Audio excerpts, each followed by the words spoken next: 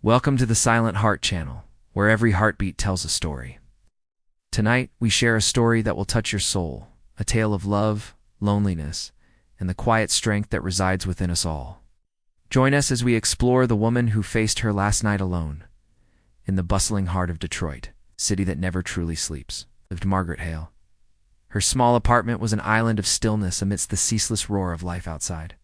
Sirens wailed in the distance, bursts of laughter echoed from the streets below, and the low hum of late-night traffic was a constant urban lullaby. But inside Margaret's four walls a profound silence reigned, broken only by the soft ticking of an old clock on the wall. A single bedside lamp cast long, dancing shadows, turning familiar objects into mysterious shapes. The room was simple, filled with memories collected over a lifetime. Margaret Hale had dedicated her life to the service of others. Her hands, now frail and spotted with age, had once been strong and capable. They had changed countless diapers, soothed fevers, and prepared thousands of meals. She had raised her two children, a son and a daughter, entirely on her own, a feat of incredible resilience and sacrifice. To make ends meet, she worked double shifts at the local nursing home, where she cared for the elderly with a tenderness and compassion that came straight from her heart. She wasn't just a caregiver. She was a friend, a confidant, a shoulder to cry on for anyone who needed it. Her door was always open, her kettle always ready to boil, and her advice, gentle and wise, was freely given. She was the bedrock of her small community, the silent force that held so many lives together. But now, as the winter of her life set in, her own body began to betray her. A persistent cough racked her frame, and a deep weariness settled into her bones. The vibrant energy that had once defined her was fading, replaced by a quiet fragility.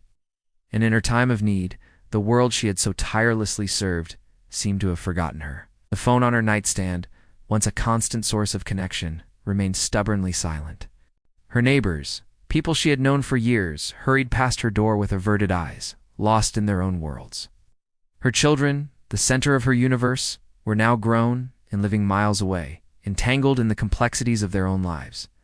The distance felt greater than just miles. It felt like a chasm. With a trembling hand, Margaret reached for a small, silver-framed photograph on her bedside table. It was a picture of her children, their faces bright with youthful smiles, captured on a sunny afternoon in a park long ago. Her fingers, gnarled with arthritis, gently traced the outlines of their faces. She remembered the warmth of that day, the sound of their laughter as they chased pigeons across the grass. They were her everything, the reason for every sacrifice, every long night, every worry line etched on her face. A single tear escaped her eye and rolled down her cheek, a salty testament to a mother's unending love. Looking at their smiling faces, a soft whisper escaped her lips, addressed to the quiet, empty room. "I hope someone remembers that I tried," she said, her voice raspy with emotion. Really, really tried. The minutes stretched into what felt like an eternity. The clock ticked on, each second a heavy beat in the profound silence. As she lay there, her mind became a theater of memories. Scenes from her life flickered before her eyes, vivid and poignant. She saw herself as a young mother, rocking her son to sleep, humming a lullaby as his small hand clutched her finger. She remembered her daughter's first day of school, the mix of pride and anxiety she felt as she watched her little girl walk through the school gates. She recalled the countless nights she stayed awake, waiting for them to come home, her heart a knot of worry until she heard the key in the lock.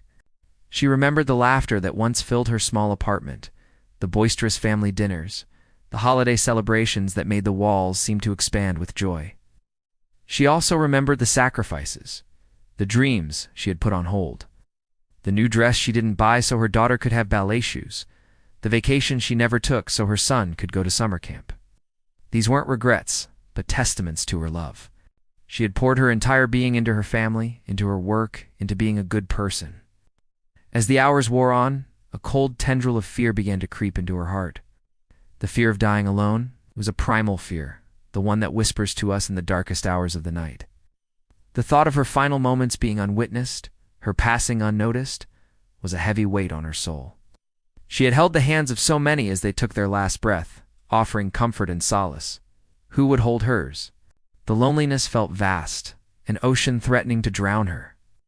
But then, just as the fear threatened to consume her, something shifted. A different feeling began to emerge, rising slowly from the depths of her spirit. It was a sense of peace, as gentle and surprising as the first light of dawn.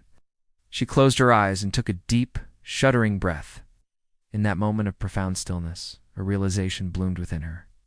She might be physically alone, but she was not empty. The love she had given so freely throughout her life was not lost. It was a form of energy, a light that had touched countless souls. She realized that her kindness was not a transaction, expecting something in return. It was a gift. The comfort she had given to a frightened patient, the meal she had shared with a struggling neighbor, the unconditional love she had poured into her children, these acts had created ripples in the world. They had changed people, shaped lives, and spread outwards in ways she could never fully know. Her life hadn't been defined by what she had received, but by what she had given. Her courage, her resilience, her unwavering capacity to love, these were her legacy. They were woven into the fabric of the world, indelible and permanent. The fear receded, replaced by a quiet acceptance. She was not just Margaret Hale, an old woman in a small apartment. She was a beacon of love, a testament to the power of a selfless heart. Her physical presence might fade, but the essence of who she was, the light she had shone into the world, would continue to glow long after she was gone. Final breath was as gentle as a sigh. It was a quiet release, a peaceful letting go. She passed from the world not in a flurry of activity or surrounded by a crowd, but in the serene solitude of her own making. Alone, yes, but her story, the vibrant, powerful story of her life, had not ended in that silent room.